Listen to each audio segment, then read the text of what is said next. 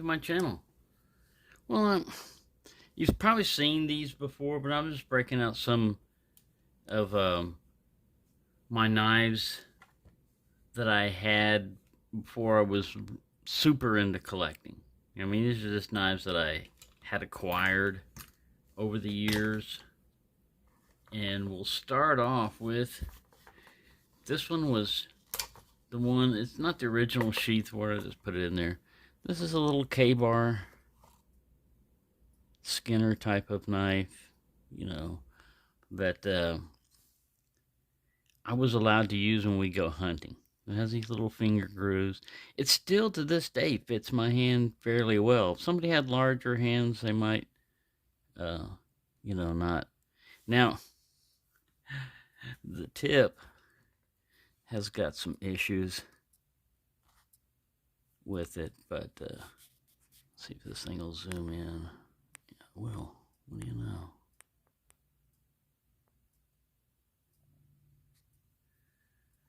Focus on that. He's trying to look at the background. There you go. There you go. Very good camera. There's a little chip on the end. I don't know if you can see it. I can see it. And it's not even close to like, wow, that usually that works better if you put your hand there, but not in this case. It's right down there. Anyway, it's not in bad shape, but look at the wood. Now this light that I've got here, the combination of this light that I'm using and the light coming from the camera, it's just not quite doing it as good a justice. But I thought about cleaning this up a little bit, maybe polishing it and getting this come back white a little, and then restoring the leather, a little bit. I'm not too much worried about making this shiny and getting scratches out of it or anything like that. But I would like to bring back some of the newness out of it without taking too much character out of it. So I'm going to resharpen a blade right here. But this, I don't know if I should hit it with a sander first or just try to polish this. Because some of this is like, it's not going to be white because of the age. This is the 60s. And it would kind of look odd, like a new old stock knife that had been used. So I don't know. Every time I get ready to do this, I have mixed feelings. I've cleaned it, but I don't know. Maybe I should just experiment. Just take the buffer and hit it on one end and see. Anyway, that's the dilemma I'm running into with this knife is, should I, try to restore it or not? Because it's one of the first knives I was allowed to use on special occasions, than the dinner table here. Here's your butter knife. It's not that kind of knife. I mean, when you go out hunting, you're allowed. Here's your weapon. We're going to allow you to have this. Of course, I usually would have a rifle or something too, but there was something special about this. All right, now, here's another one that's kind of like a restoration project that I already started. I just started with a knife this before I had a grinder or anything. I just started carving on the leather, trying to get at one time this had a fairly decent looking stacked leather. Nothing special with any spacers, but I decided it looked too glaring, so I decided to hit it with some spray paint, make it tactical. And now I'd like to restore it back to at least what it originally was instead of what I made it into. But this is another Valor. This one is made in Miami, USA, but it was actually made in Japan. It's 440 stainless. This is like the company that imported them. And it just has a basic, pretty decent double stitch leather sheath with this, belt clip. Back in the day, this was a rage. I mean, a lot of people now are like, double edge, I'd rather have a single edge. But back in the day, everybody thought that this was the thing for self-defense, was a boot knife. You didn't always have to have it in your boot. And then here's another Valor. I've shown this one before.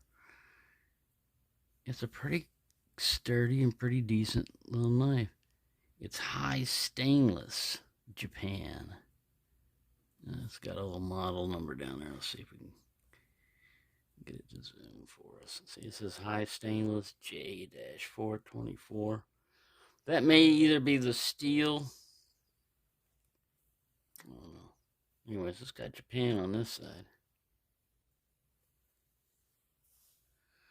But yeah, it's a fairly nice, knife that's sculptured fairly well. Got a little. Really wouldn't use that too much as a finger tool because you're pretty close to the blade there. But you can put your thumb back here. It's got kind of that Bowie knife look to it. No lanyard hole or any of that stuff.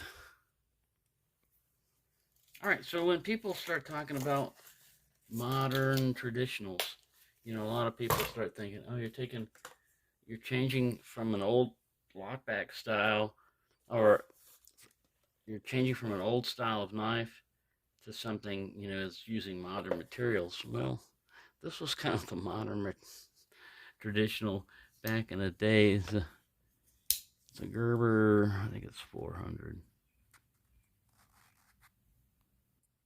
That's as far as this guy wants to zoom. What is wrong with this camera? Sometimes it'll go 10x. Oh, it's in kind of like it's... Ooh, there, and now we can zoom. Now we're in the zoomage mode. Sorry, I'm learning about this camera. Trying to figure it out. Don't tell me I got my old camera up here. No. Confusing. We're easily confused. Yeah, but it's a Gerber 400. Portland, Oregon, USA. And it's just, thin. I don't remember what they call this. It's not, I don't think it was Zytel, it might be. But smooth. Actually has a lanyard hole. And, let's see the one zoom. Wow, that's amazing. We're at 1x now. Alright, so this one was pretty cool. It's just simple. It doesn't even have a nail neck. It does have a half stop. I'm not exactly sure what kind of steel it. This was the one that had a chunk in the blade. That's why I couldn't see the other one. I was zooming on the other one saying, there's a chunk in the blade. There's a chunk in the blade. This is the one that needs sharpness. See that?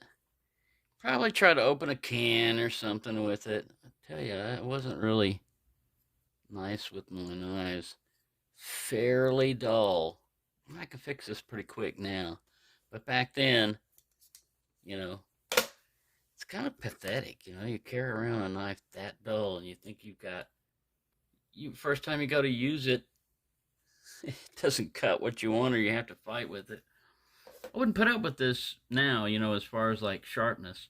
Not that this knife is bad, but I wouldn't put up with carrying around a dull knife.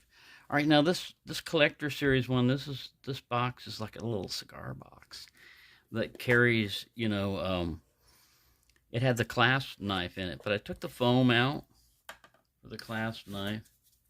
See, all this was up here occupying it.